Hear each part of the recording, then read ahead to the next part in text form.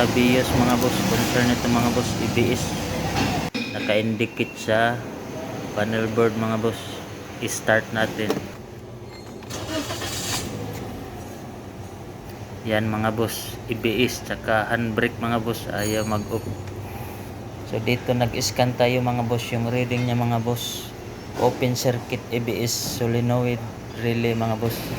Dito mga boss, nag-check tayo sa mga fuse mga boss. Wala namang putol na fuse mga boss.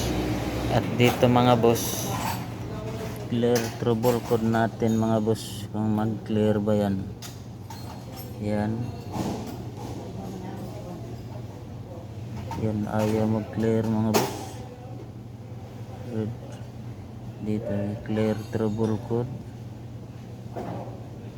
Yan, red trouble code. Yan, nandyan pa rin mga boss. So ayaw talagang ma-reset mga boss. So dito bumalik tayo sa fuse box mga boss.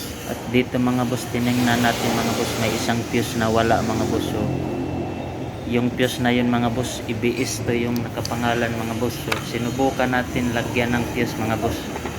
Tapos try natin pag-delete mga boss, kung ma-delete na ba ito mga boss.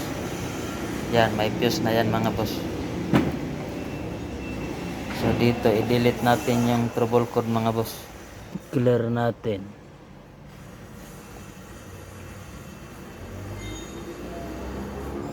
Red. Yan, no trouble code na.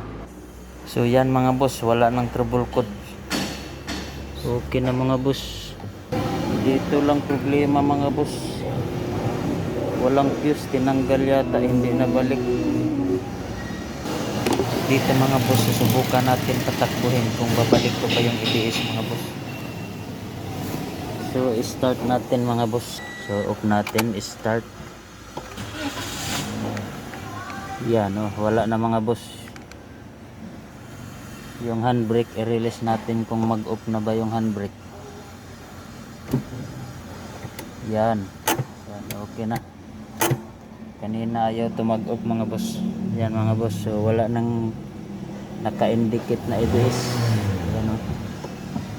So i-scan natin uli mga boss. Check natin kung may trouble code pa ba. Yan, wala na mga boss. Off natin uli mga boss. Start natin uli. Yan, wala nang EBS mga boss.